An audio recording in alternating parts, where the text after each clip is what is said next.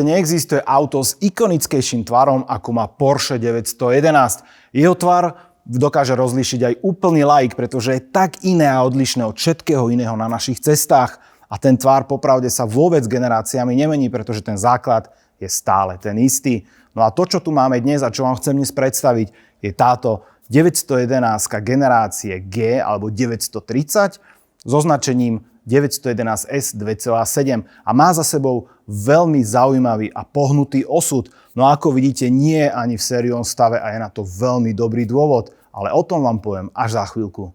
Táto generácia 911 sa vyrábala v rokoch 1974 až 1989 a bola to práve táto generácia 911, ktorá spravila z Porsche plagátové auto a najmä turboverzia. Tu poznáte veľmi ľahko podľa tejto plutvy, ktorá sa nazývala okrem mnohých iných prezývok aj veľrybia plutva, ale verzia v úvodzovkách iba 911S 2.7.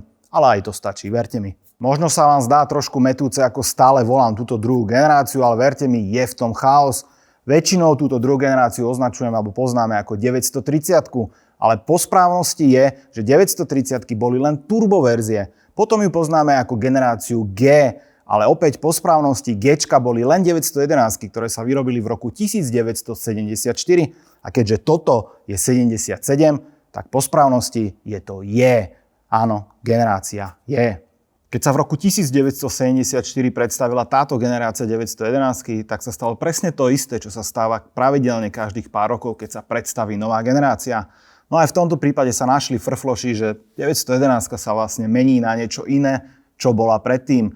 Konkrétne sme tu mali zmenu aj exteriéru, ale aj interiéru. Dočkali sme sa napríklad nových nárazníkov, ale v tomto prípade je to športkit priamo z fabriky Porsche, ktorý sa nedával štandardne, bol na objednávku, takisto aj to zadné krídlo z turboverzie alebo widebody, ktorý tu máme nainštalované.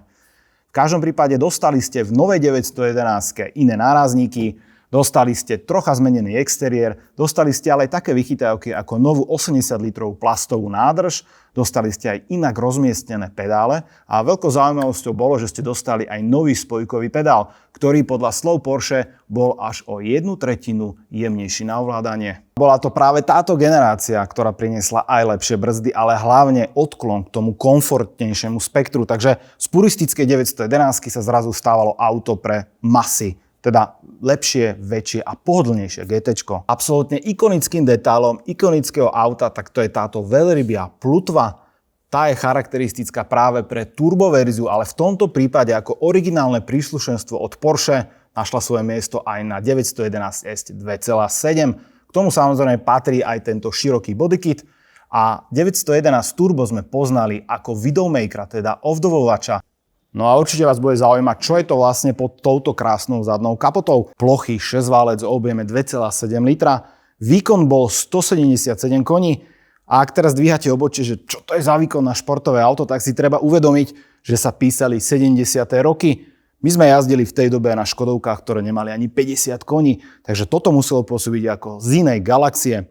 Ak ste mali ale verziu turbo, tak samozrejme tam ste sa dostali na úplne iné výkony. Zrýchlenie z 0 na 100 sa pohybovalo niekde okolo 8 sekúnd a maximálna rýchlosť bola 210 km/h. Ak ste mali verziu turbo, tak to zrýchlenie zabralo iba 5,5 sekundy a maximálka bola 250 km/h. Opäť opakujem, na 70. roky to sú šialené hodnoty. Vtedy si ľudia ani nedokázali predstaviť auto, ktoré chodilo 200+. Jeden z dôvodov, prečo dokázala 911 z atmosférického objemu 2,7 vydolovať až 177 koní a 235 Nm bolo, že konečne použili aj vstrekovanie, v tomto prípade Car-Jetronic od Boschu. To bola v zásade vtedy veľmi veľká novinka. Akokoľvek môžeme Porsche 911 vychvalovať za to, čo malo pod zadnou kapotou, tak musíme byť kritickí k jeho jazdným vlastnostiam.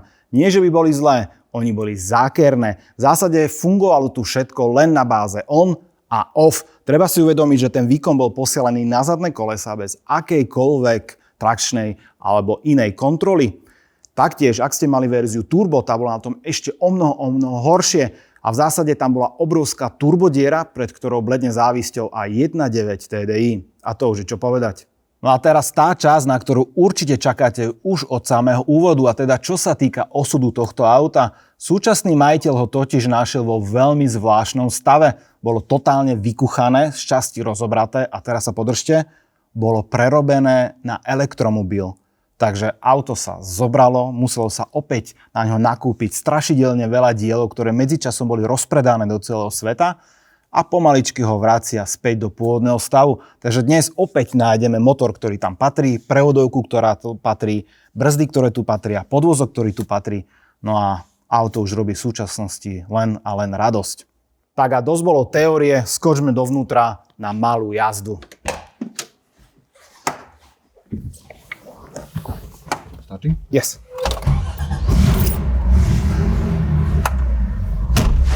Tak a my už sedíme na palube 911 S 2.7, teda klasická 911 zo 70 rokov.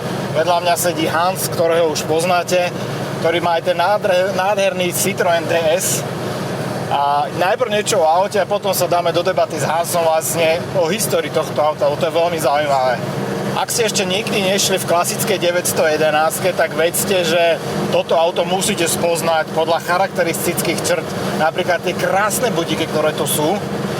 To je úplne že typická malá prístrojovka. V dnešných časoch už sa samozrejme také nenosia, ale v tej dobe to bolo typické pre Porsche. Taktiež staré 911 sú veľmi stiesnené znútra, to sa musí nechať. Táto je navyše veľmi hlučná, ako môžete počuť, pretože toto je naozaj auto, ktoré bolo vykuchané až na kosť a opäť zložené. No ale za sebou môžeme počuť ten krásny vzduchom chladený šesťvalec. To je nádherný zvuk, naozaj krásny. A ďalšia krásna vec je pohľad dopredu cez tú kapotu. Vidíte len tie blatníky, typické svetla, ktoré našťastie si 911 udržala až dodnes. Samozrejme, dnešná 911 je mega uzrutné auto voči tomuto. Tu je všetko malé, titerné, úplne iná liga vo všetkom. Toto je proste klasika. No a to, na čom sedíme, sú klasické sedačky Porsche, typické pre 911. A v zásade Porsche takéto dizajny dávalo takmer všade, do všetkých modelových rád. Ak ste to niekde videli, tak ste nevideli, že to je sedačka z Porsche, integrovaná opierka typického tvaru. Za nami sú sedadlá, ktoré sú zlý vtip a v zásade je to absolútne núdzové sedadlo, ak chcete niekoho, alebo potrebujete niekoho previesť. Ja by som toho skúšať nechcel. A teraz trocha k tej histórii. Opýtame sa Hansa, že vlastne odkiaľ toto auto zobral, ako k nemu prišiel, lebo to aj mňa veľmi zaujíma. So Hans, welcome back to Volant TV video. It's your second time here. Yes, thank you very much. I'm very happy that I was invited second time and to present one of my another cars which I have and I really like, and I put a lot into enthusiasm and work. And time.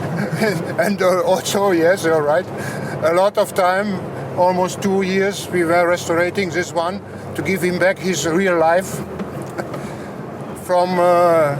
Changed from electrical car back to a real Porsche.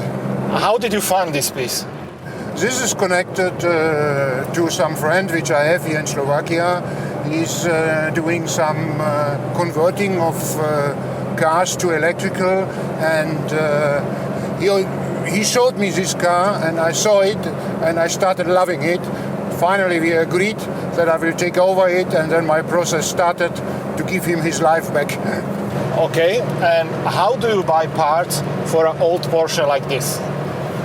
There's a kind of close circle of Porsche people which are everywhere in Europe and concentrating and focusing really on restoration of old Porsche, especially 911s.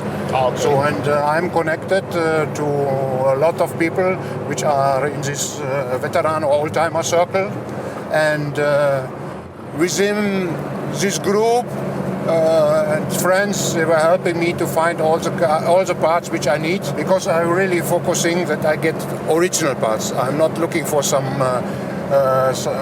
imitation or something like this. It should be really from the car and belonging to the car which was produced in 1977. Okay, and you mentioned to me one interesting fact, that you were looking for these dials and you had to buy the original one. Yes. Which is the speedometer, right? Yes. How much does it cost to buy a new part like this one? All parts from Porsche in general are very expensive. It doesn't matter which part you are buying. If it's a small screw starting with huge pricing, and if you are looking for some manometers which you need, then it's getting in so high conditions. It was approximately 600 euros. I got it, and this was a very good price. Sometimes it's much more expensive. And what was the most difficult part when bringing back to life this Porsche? Engine. Engine. Really engine, because I was insisting to get this 2.7 liter engine, which The was original one. the original one, which was built for this one Porsche in 1977, and I was looking almost half year or longer, I don't remember exactly, to find this engine, and finally I found it in Spain. From one of my Porsche friends, which I have there. He's restoring a lot of Porsche engines from 911s, and he had a lot on stock, but it was not anymore a 2.7, it was 3 liters or 3.2 liters, but I was insisting to get this original one, which was in the past inside these cars, and after some 6 months he called me, I have one. Okay, and did you rebuild it? It's completely rehauled and rebuilt. Okay, so it's brand new basically? Brand new, basically. Oh, okay. And you told me you have like 1,000 kilometers right now Yes. on it. So you are just taking it easy with this engine, Yes. but still I can feel and I can hear the typical noise for air-cooled Porsche, which is a wonderful sound. Is that one of the reasons why you bought this car? The sound, Yes, the aura? This, in general, is the aura of this typical sport car from the past, from this 911. I like this driving with this Porsche, this sport driving, and also I'm enjoying everything what is connected to this noise, and this sound, how he's running on the road. Yeah, it's really nice. So finally you decided, when you have mechanically put together the car, you decided that you want a special color on the car. Yes. It's not a color, a typical one. It's what is it? It's a special Toyota color. This is a white color, but it's not shining. Ah, okay. And who made the color for you?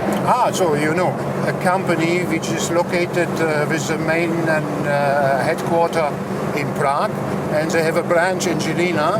It's called Point Detailing. Okay, and when we look at the car right now, it looks like a mix of several 911s. The white body, the wheels. By the way, the wheels, what are they? These are special wheels which we were choosing, and they were specially produced for us in China. These wheels are specially equipped in a high-level metal material for sportive driving, and there's a special chroma on-side this, and there are special screws inside which are showing during sunny weather conditions some kind of lightening, like it's illuminating like some crystal. What size is it? It's 335. 335. Okay, and how many inches? It's 18. 18 inches, okay. And the front bumper on this car, it reminds me the Carrera RS. It is something similar, or it's completely different bumper? No, it's a sportive bumper, which was produced in Germany in the past, which we put there. Also, here I have the original one, in case of somebody wants to rebuild this car, the original 911 shape. Yes. So that means the front and back bumper I have two, and I have also 4 wheels. My very last question is, what are the plans with this car as a next? The next plan, so my plan is to sell it. To sell it? Yes. It's going also to be sold because there is something behind. There is always something behind. Yeah, but my 2 small daughters don't like that Papa is driving this car because this car is too much sportive and too much fast. They are really afraid due to the fact that they know that I like very much sportive driving, that I will die in this car.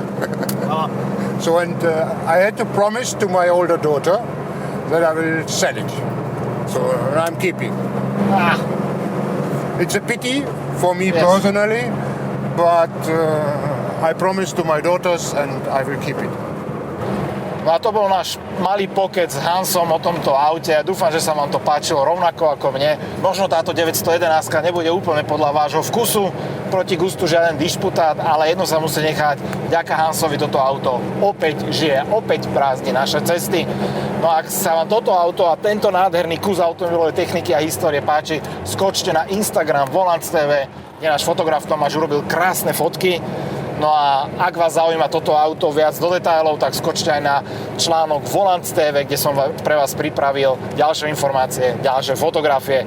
A ak ste dopozerali toto video až sem, ja vám veľmi pekne ďakujem.